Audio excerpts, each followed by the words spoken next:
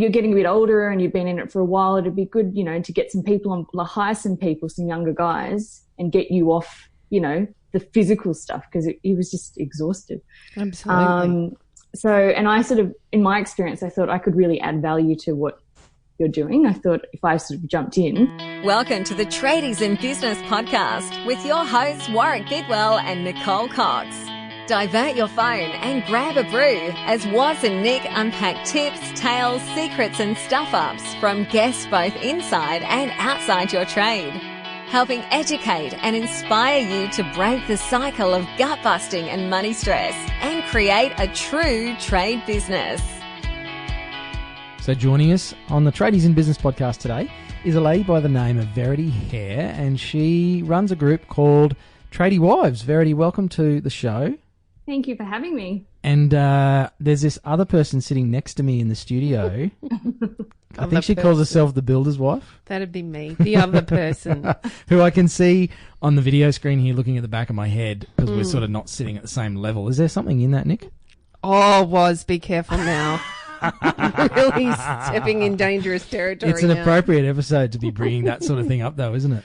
Yeah, I guess it is. So Verity, I should probably give the floor to you, and we have welcomed you to the show. But Tradie Wives, can you tell us a bit about that? What is it, and why do you do it, and how the heck did that come about? Well, it started when so I left my job to work for my husband, doing sort of he had a landscaping business, and my background is advertising and marketing. And then I also worked at Flight Centre for a little while. And I'd often see him come in. Oh, stop it. That wasn't for me, but I gave it a go. I gave it a good go, and then, realised that it wasn't really my thing. Yeah. But I sort of, would watch Craig, my husband, and I'd watch him come home, from a day's work and sit through all the quoting and send things off. And, he's really, really good at what he does, but it's sort of like, I think he was so overwhelmed with all the other things that he had to do apart from just the work. Yeah. And at the time he was a sole trader, and he'd been a sole trader for a long time. Mm-hmm. And so I sort of thought, you're getting a bit older and you've been in it for a while, it'd be good, to get some people on, like hire some people, some younger guys, and get you off, the physical stuff, because he was just exhausted. Absolutely. And I sort of, in my experience, I thought I could really add value to what you're doing. I thought if I sort of jumped in, and at the time I wasn't particularly liking what I was doing. So we sort of thought, we'll give it a go and see what happens. So we changed to a company, we hired a few guys, and we've sort of continued to build it over the past couple of years. Mm-hmm. And then I had a girlfriend of mine that I always used to call and say, her husband's a builder, and I used to say, how do I do this, or how do I do that, or how do you do this in Xero, or how do you do this?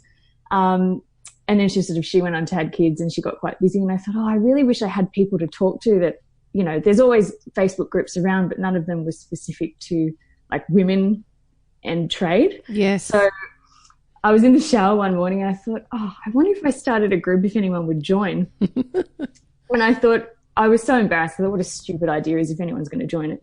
So I launched the group, and then I got my girlfriend to join, so at least I had one person in the group. And she said, you know what, if you get 20 people, like it's 20 people. And I said, I doubt I'll even get 20 people.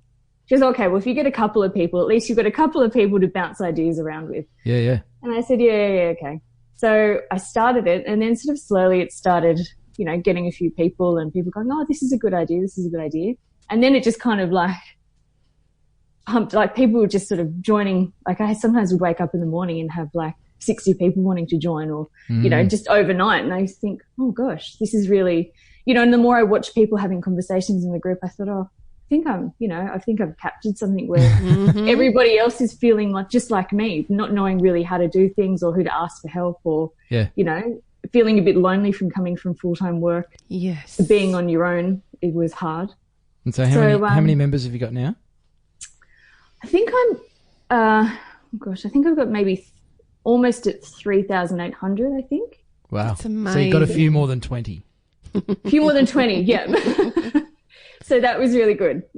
I that think was you really nice. touched on something really important there, Verity, and it's something that is a really big part of my journey and I talk about often is how lonely it is in the beginning of coming on board in this male-dominated industry and trying to find a way to assist the business owner, who's generally your partner or your husband in business, and who do you ask questions? Where do you go to find those answers? It's really lonely starting out that way. Yeah. And overwhelming. I think it's really overwhelming And when you just don't know where to look. And the source of so much tension between partners. Oh, Nick's nodding. Completely. I keep threatening Craig. I always say to him, Craig, if I die or if I leave you, here's what you need to do. I thought you were going to say something else. If I die or leave you, you're stuffed. Yeah. Well, that was what I implied. He knew. And I was like, I'm gonna have to write you a list in case anything happens because God knows how you'd survive. It's so true. Unfortunately, because they are, and again, you hit this when you first started talking. Yeah. Tradies are really good at being tradies. They're really good at doing what they do. Business is a whole nother level. It's a new responsibility. There's so much to learn. There's so much to do. Often there isn't enough time. So as partners and wives, we do get conned, I'm going to say, into being part of the business. That's how mine came about. I was conned into it. You were duped into it. Yeah. I was going to be unpaid and I'd only have to do it part-time, and suddenly it grew into a full-time job, and oh my goodness, then some more.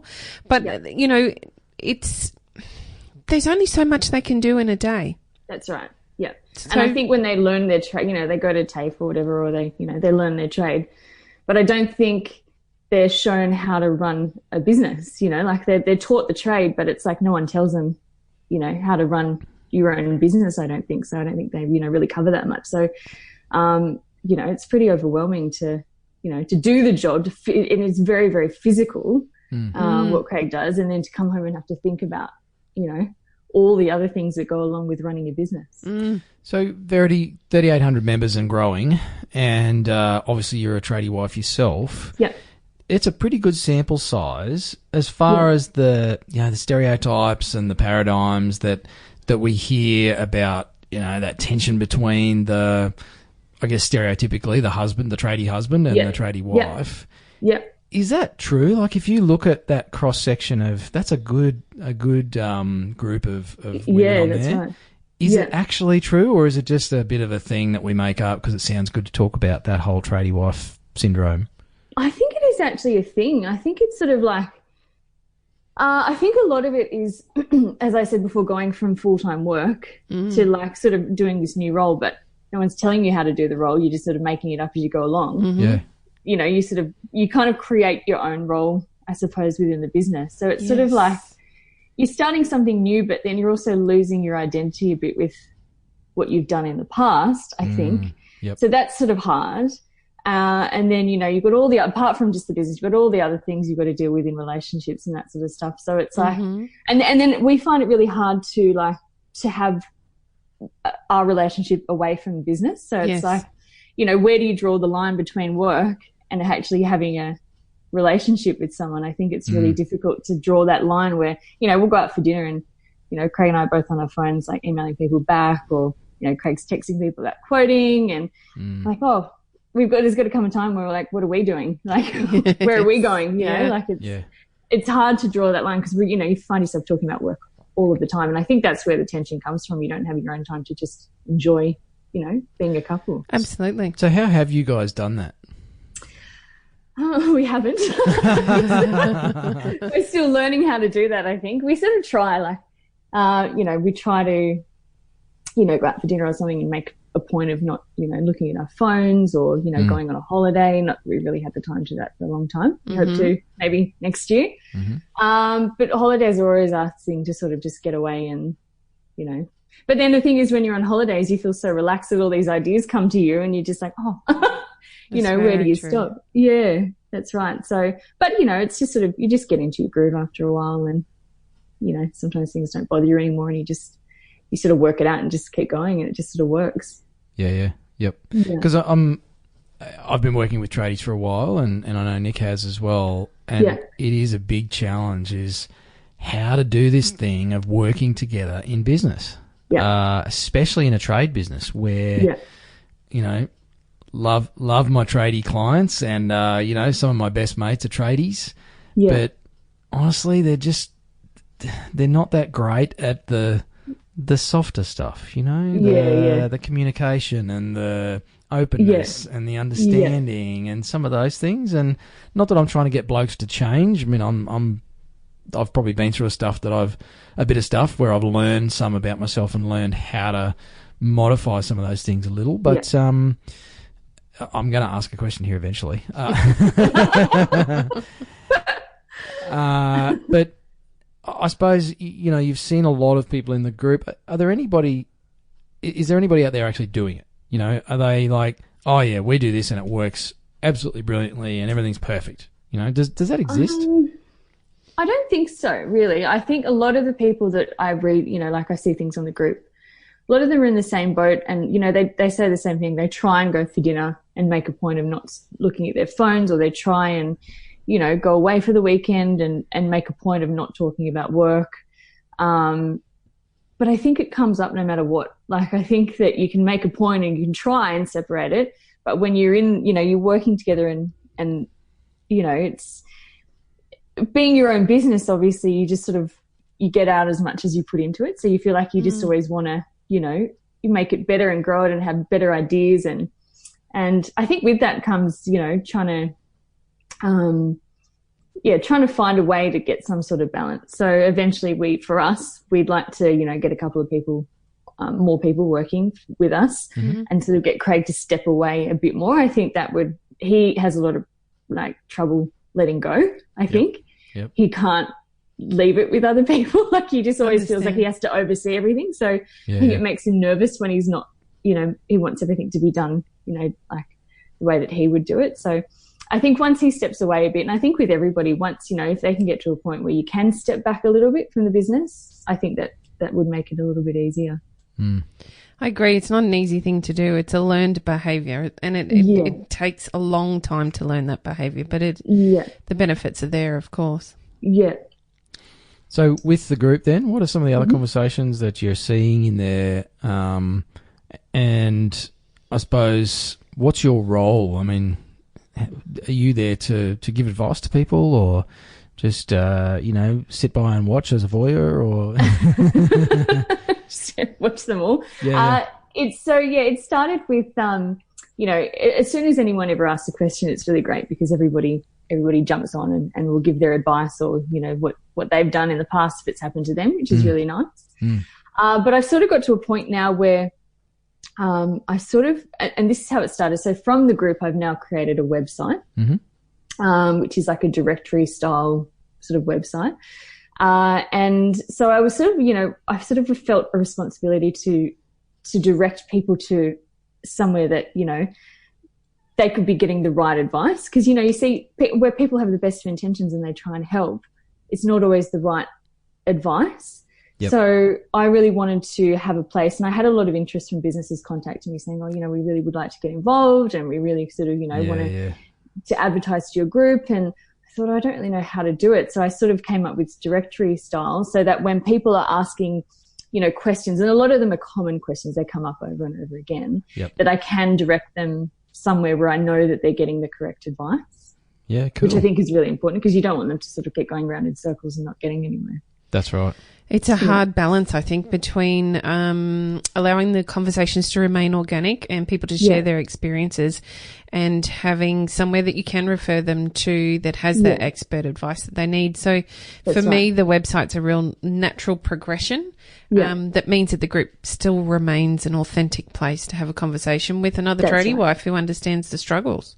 Exactly. And so you can still come on and have, you know, a vent, or, you know, say, oh, this has happened, or we're going through this, and everyone can come up, you know, and support you. But also, once you've got that support, you can then know that you can be directed to someone that can help you, you know, rectify whatever you're going through.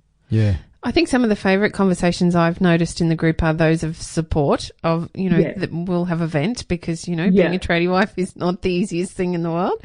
And it allows us that opportunity to have a good vent about the fact that my husband doesn't wear shorts without silicone stains all over them, or he has these horrible tan lines every time we go out somewhere and he's wearing no socks. It's, they're frivolous things, but not everybody understands that they can be pain points in your relationship, or points of frustration, I suppose. So when you have a group of like-minded people together, you do get to share that experience and you don't feel so isolated. That's right. And some of them are so funny. Some of them I've been seeing are hilarious. Like a lady the other day was saying about how, her husband's a plumber, and after 4 years, she finally got a toilet roll holder. Like, So exciting, wasn't it? and, and everyone's jumping on board going, oh my gosh, this is, saying the same sort of thing. And I was in an Uber the other day and I was talking to the Uber driver. And he said, oh, so what do you do for work? And I said, I work with my husband, and he's got a landscaping business. And he said, oh, I bet you have the most beautiful garden. I went, No. our garden's pretty much dead. Like, Yeah. It's I weeds had herbs and sitting gravel. there ready to pot that are all dead now. Like, the garden's so overgrown. Like, it hasn't been weeded in like 2 years. Yeah, I yeah. do most of the gardening. Yep. And I said, definitely we don't have a nice garden. Yeah. No, we only finish houses to move out of them. It's the only time Yeah. we finish them. Yeah. Yep. It's terrible. But it's a common thing though, because we have this weird idea that just because you're a landscape gardener or a landscaper, that you're going to have this immaculate yard. But the reality is, Craig's probably off so busy working with clients and taking care of their stuff. It's the last thing he feels like doing when he comes home. Yeah. And Completely. I suspect, I've talked before on my other podcast that has morphed into this one about, I guess it's not a gender thing so much. I think it's just roles that naturally evolve. When you end up in a life partnership with someone, obviously it evolves into the man-woman thing, if we sort of stick with that version. Yeah. And, we're different creatures. Blokes think differently to women. Yeah. But as a coach and a mentor, it does frustrate me as well, where it's like, why can't you guys just work together better? Just communicate better. Yeah, that's right. And I suppose from my perspective, I don't have a woman's perspective. I can't imagine what it's like being married to a tradie, living with one, trying to work with him, getting to do paperwork and all that sort of stuff. I don't know. Is there an answer to this, or are we just stuck with this whole scenario and your group is going to have 50,000 members in the next few years because there'll be more and more women just complaining about their men? Yeah, that's right. What do I do? Yeah. Look, I think it's just, I think with the right advice and support, I think there is a way to find the balance. I think, sometimes you're just going through things, not really knowing. I think where a lot of the stress comes from is not really knowing how to do things. I think for me, it's like you get frustrated and then you take it out on each other, and then, it gets overwhelming, and you have all these things that you need to do and you don't have any answers of how to do them, or you don't know what to do or where to get help. And I think that sort of adds the pressure on. But I think if you have, the right support, you have the right people behind you, whether it be, accountants, insurance brokers, web people to do your website and that sort of stuff, mentors, I think that takes a lot of the pressure off, because it's all set. There's systems, there's procedures, how things are done, to where to go for help, the right people to ask, you've built relationships with them. So I think that takes a lot of the pressure off. So I do think it's doable. I think it's hard to get there, but hopefully with, hopefully with this group, I can sort of hopefully take some of the pressure off them by getting the right people on board. So that's my goal ultimately. So within your business structure, Verity, was the point that you understood that you needed help to do all the things that you do? Well, when it came to tax time, I never wanted to touch. When I started, I was like, oh, I'm really good with, the marketing and advertising side of it. Bookkeeping. I said, I don't want to touch it, Craig. I do not want anything to do with the books. Like, I'm shocking Smart at maths lady. at school. Yeah, I hated maths. I'm bad at it. And so I just didn't want to touch it. And then a girlfriend of mine, she said, oh, you should just download the Xero. Just have a look. It's a free trial. She goes, it's really, really easy. And I said, yeah, for you, but it won't be for me. Just have a look. And then she'd been to like a lady locally who, did training in Xero. So she said, I think you'll really like it. You should just go. And it was coming to tax time, and I just felt really overwhelmed with everything, and Craig just throwing receipts at me, and I was like, what do I do? So I went to this course, and I thought, actually, it is quite easy. So then, Craig had an accountant at the time who wasn't very good, wasn't suited to us. So we went to another one. He also wasn't quite suited to what we needed. Right. And then we found a fantastic one. So Good. Cool. So you went through a few. Can I just jump in on that point, Verity, because it's an important one. Yeah. So you went through 2 accountants before you found the one that really fit you, or 3? Yeah, 2. Yeah. Yep. Yeah. It's such a common thing, and it's the same with bookkeepers or solicitors or, crikey, even business mentors.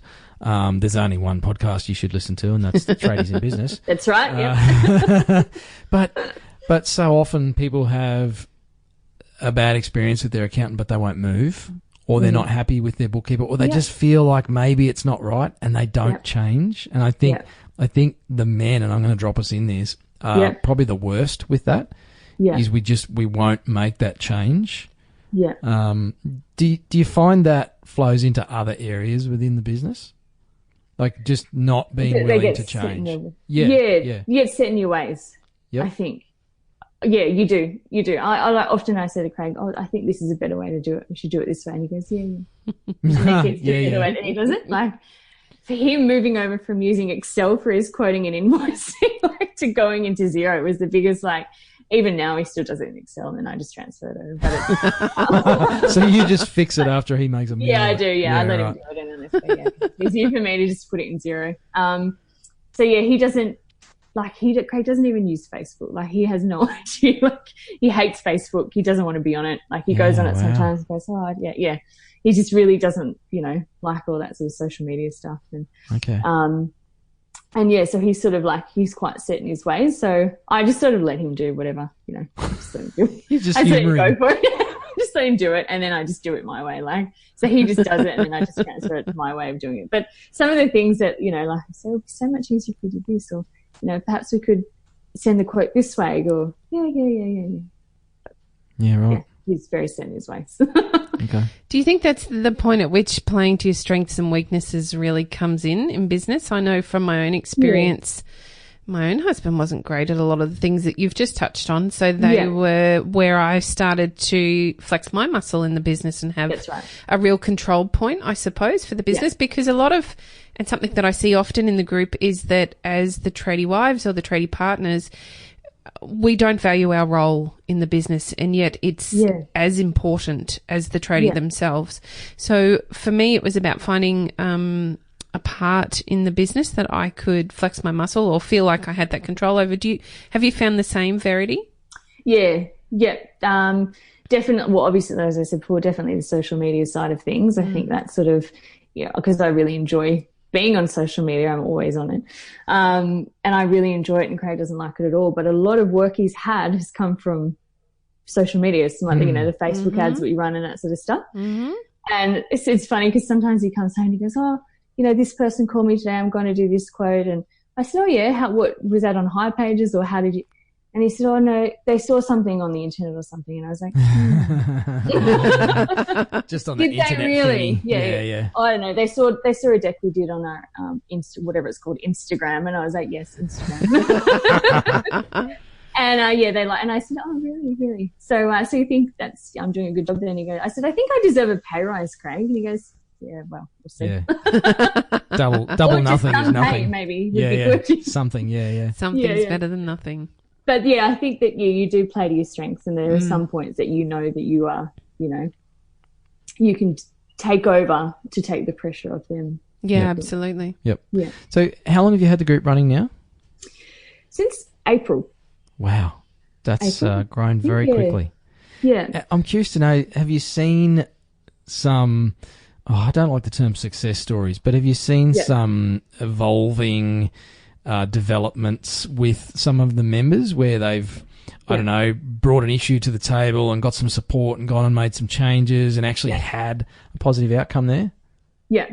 I have. It's really good. And a lot of people they've connected with, people in the group as well, like logo designers or people to help with their website, or they've had bookkeeping questions and they haven't known where to go, and they've got bookkeepers from the group and built relationships with them. So I have, a lot of the time I notice that problems they come on with are resolved quite quickly, or they get advice of people. I think someone the other day bought some new piece of machinery because they said we came onto the group and we didn't know and we asked your advice, and thanks to you guys we've now got this, and they took a picture of what they'd bought and put it on, and we've now got this, thanks so much for your help. And it's so nice, and I see people connecting with other people, like sort of making friendships and writing about that through I met with this person the other day and we're going to catch up for coffee again, so it's really nice. It's really nice to see people getting value and benefit out of the group being there. That's brilliant.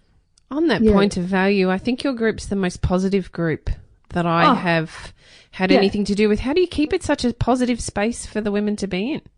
I think you've got to set some kind of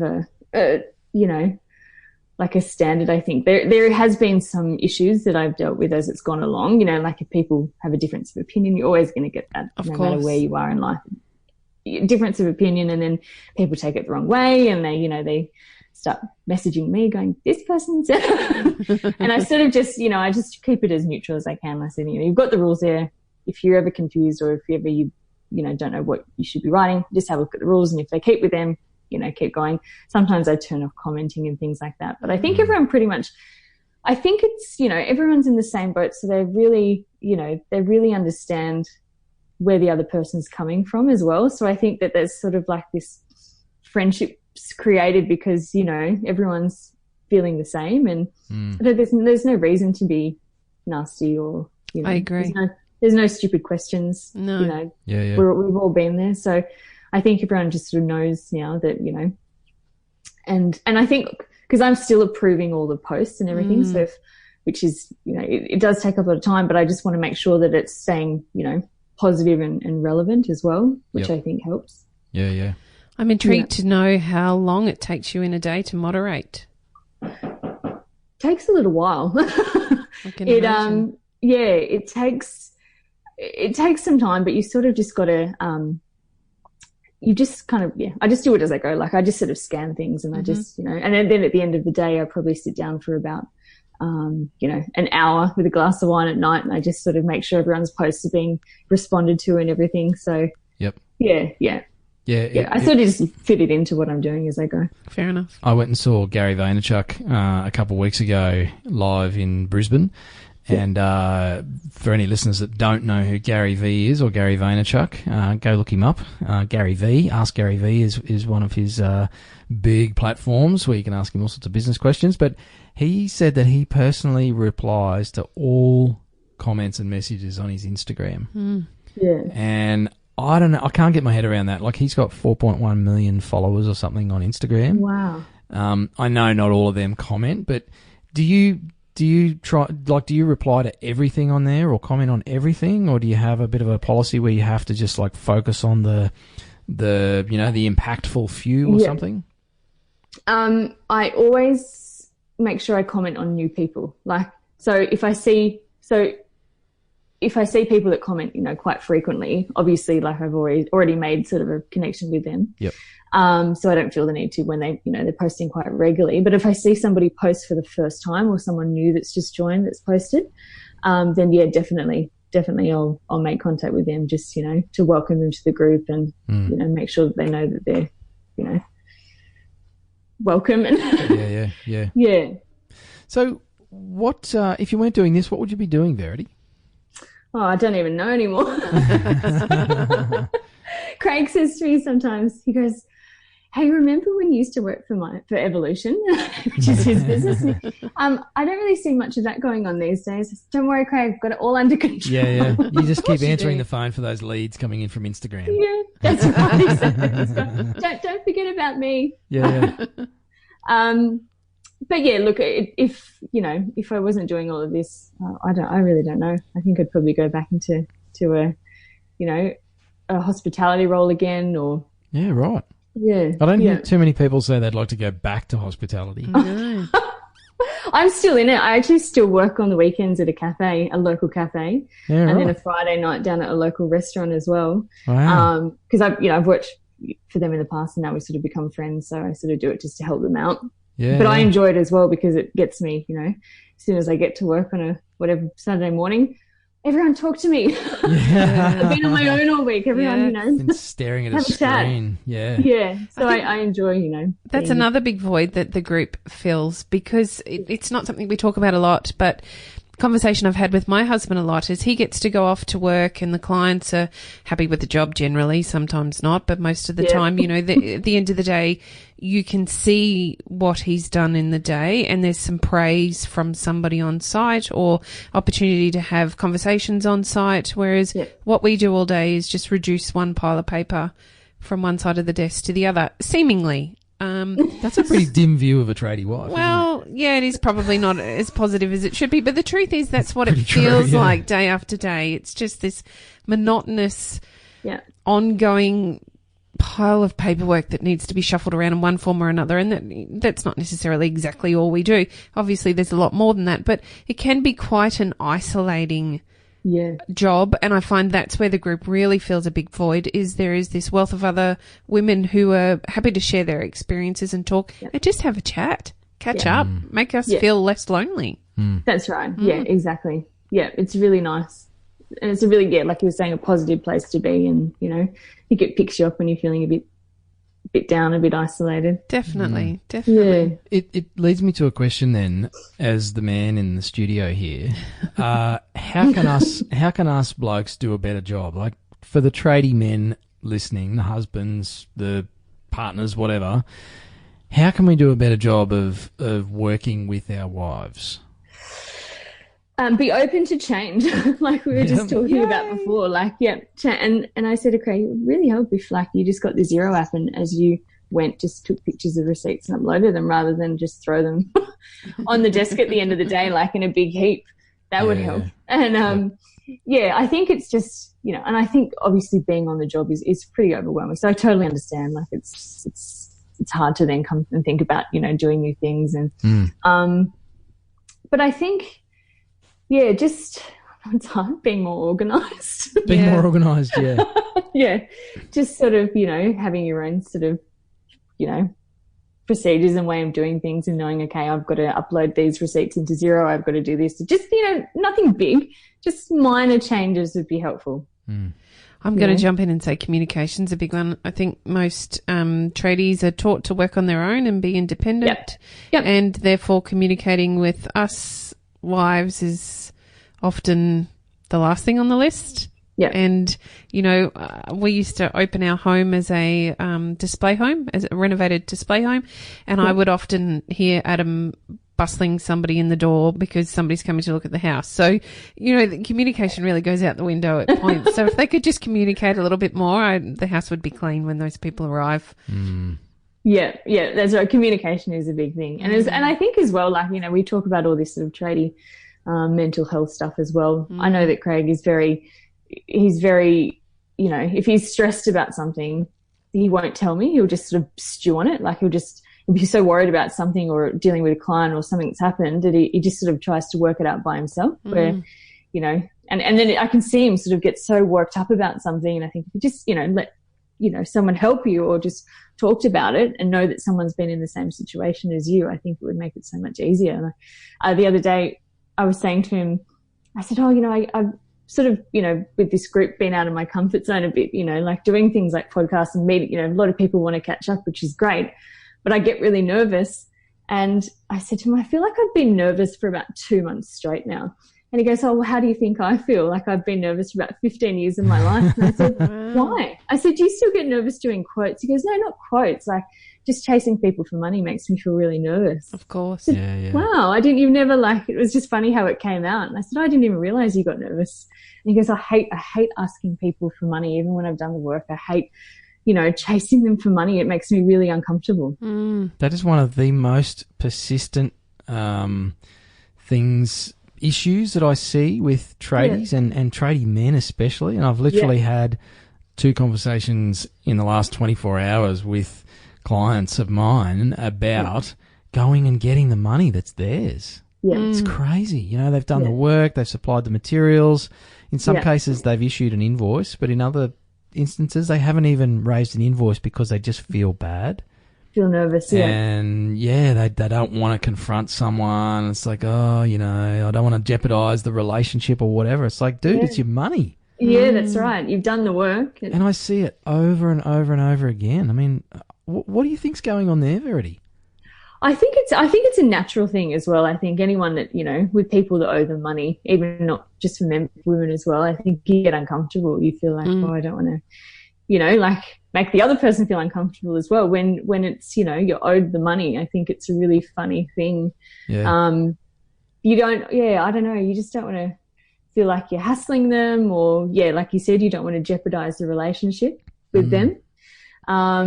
But then at the end of the day, like, and I always use this example with Craig, I said, you know, you don't, you know, we've had a lot of instances where we're chasing money or they just, you know, especially when it comes to the final payment, they go, oh, I'm just waiting for a payment to come through or, you know, oh, I haven't been paid yet, so I can't pay you or, you know, oh, I can only transfer this much a day or whatever. And I said to Craig, you know, like when you know you're doing a big job, you get organised and you know that you have to pay them.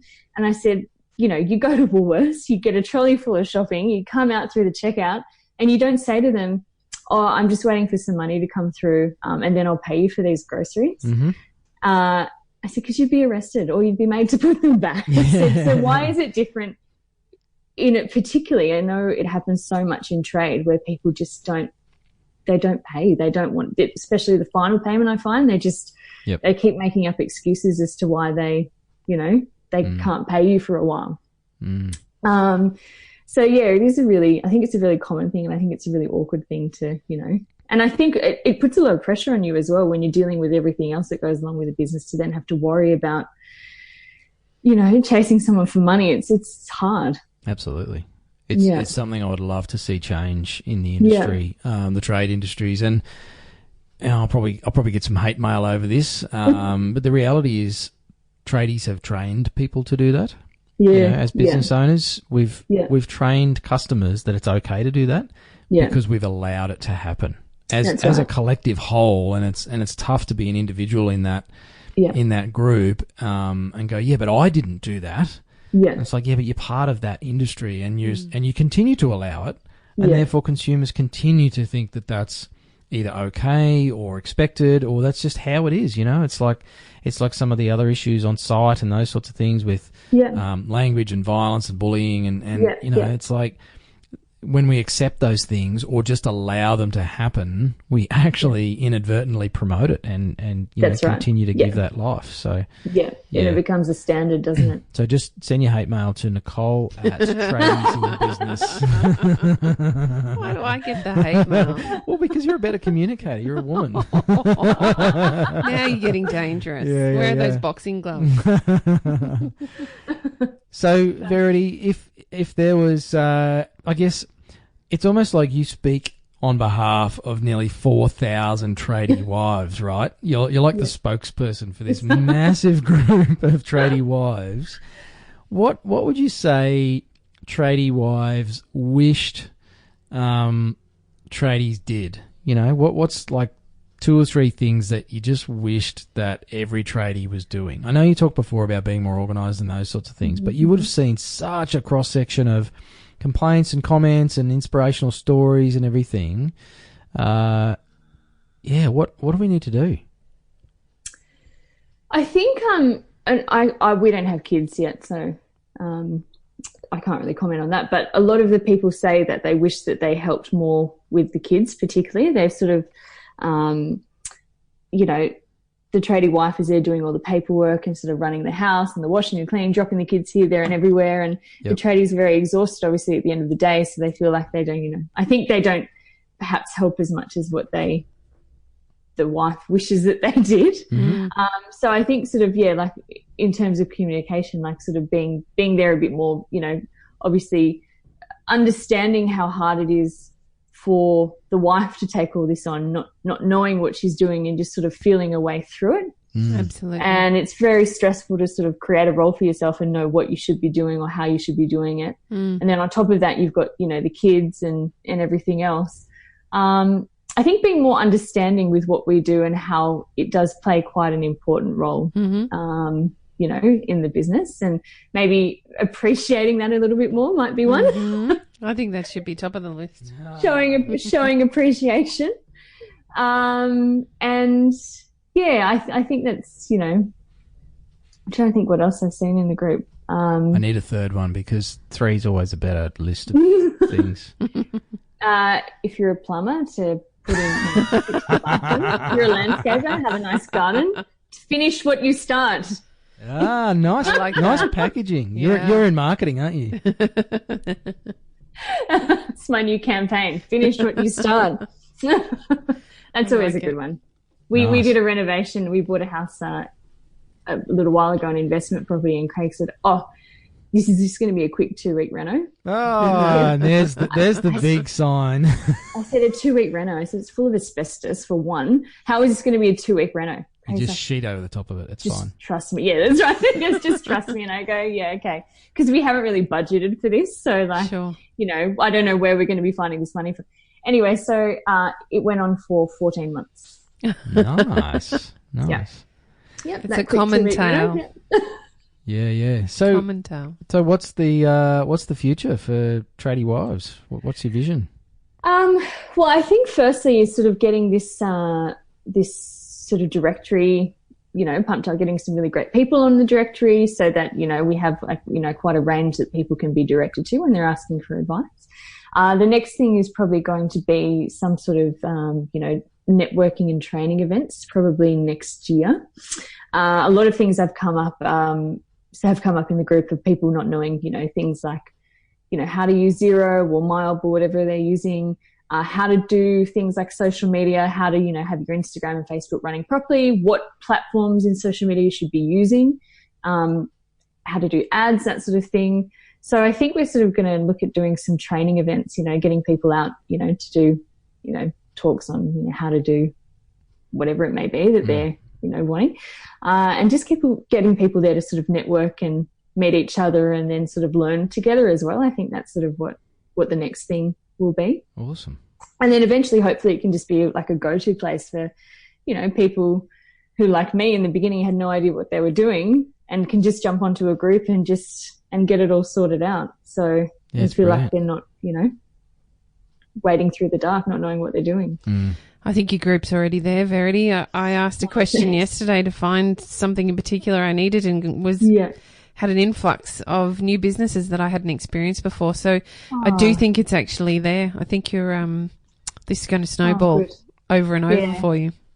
Oh, good. That's great to hear. Thank you.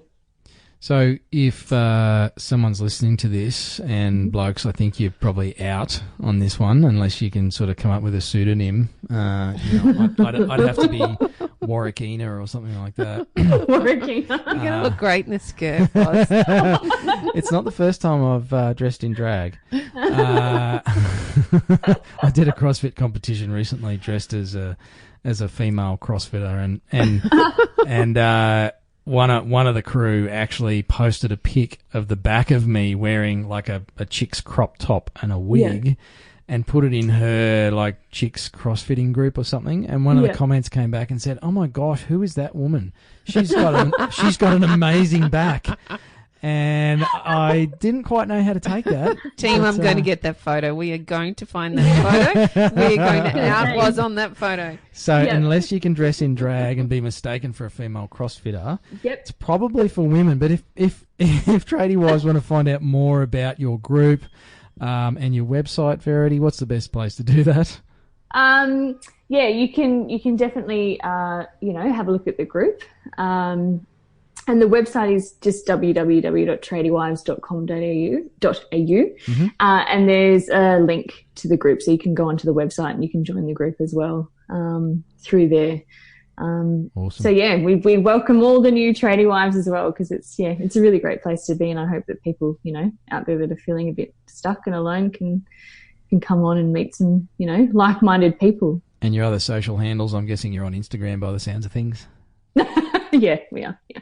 Yeah, cool. On Instagram as well. Yeah, that's a bit slower burning, but yeah, we're there. Awesome. Yeah. Well, it's been great to chat to you, and well done too. That's an impressive effort. Thank you. Not only starting the group and having it grow, obviously you've created a space to allow that, but also to juggle that with being a tradie wife yourself. And I think, that authenticity is really, really cool. And it's certainly something that resonates with Nicole and I here on the show. So, well done. Thank you, Verity. I'd just like to say thank you on behalf of all the Tradie Wives. Now I'll speak for your 4,000 members. Thank you for having the foresight to create a place where we can all get together and have a chat. Thank you. Oh, good. No, my pleasure. You've inspired me to start Tradie Husbands. Oh, well, there's a thought on that. I think it's already been done. Oh, bugger. Okay. I did start a Tradie Men thing because I had a lot of the husbands wanting to come in as well. We want to join. I thought, I really want to keep it just to the but I sort of started this other one called Tradie Men, which is just not really doing anything. It doesn't work. But it's there. It's because you've got to talk for it to work. Suck at communication. Yeah. There's people in there, but no one's saying anything. No, they're just scrolling through looking at the photos. That's right. Yeah. Well, thanks again for your time, Verity, and awesome to have you on the show. And no doubt it won't be the last we hear from you. So that's great. Thank you for having me. Pleasure. Thank you. So what did you think that was? Well, I'm still stuck on my earlier comment that, we're not at the same level. I really should thump you. We need to record these so everyone can see me. You over there. Yeah, we turned off the video, thankfully. Oh, look, I'm just blown away that after 6 months, there's nearly 4,000 tradie wives all in a group, swapping stories, helping each other. I mean, it's awesome. Sure. And I think for me, it's an indication of how much something like this is needed. Can I tell you how lonely I was when I started in business? I was so lonely. I would have loved something like this at that time. It's obviously very necessary. Yeah. I'm not the only one. And I do see in my work as tradie wingman, and I'm sure you see this through the Builder's Wife blog and your events and everything as well, is that tradie wives are probably a little forgotten. And definitely. It's like, I don't want to diss on the tradies, on the blokes, but I do see them neglect their wives a bit. And I have a few tradie wives who have poured their hearts out to me over the years, I've got to say. And it's just, I get frustrated with some of the men out there. I just think that for a long time the focus has been on the men in the business, and there's so much more to a business than the tradie and what he's doing all day. It is definitely a team effort, and look, generally speaking, I think tradies get missed out a bit in the industry and in economics and politics, and obviously that's what we want to change here at Tradies in Business. So if you are a tradie wife, make sure you go and check out Verity's group, Tradie Wives, on Facebook. Simple as that. While you're over on Facebook, come find us, Tradies in Business. Check out the group section, type it in, we'll be there. Waz and I will be playing around in the pond, but mostly we're just there to say hi and stop in with an interesting question from time to time. It's been some great conversations with our members, helping each other out, talking about holidays. Fancy taking a holiday in a tradie business. Does that happen? You can. Oh, okay. You can. So pop on over to Facebook and say good day. Yep, Tradies in Business. Great having you with us. Thanks again. We'll talk to you next episode. Bye. Bye. You've been listening to the Tradies in Business podcast with Warwick Bidwell and Nicole Cox. Find out more about today's guest, tools for your trade business and other cool stuff at tradiesinbusiness.com.au.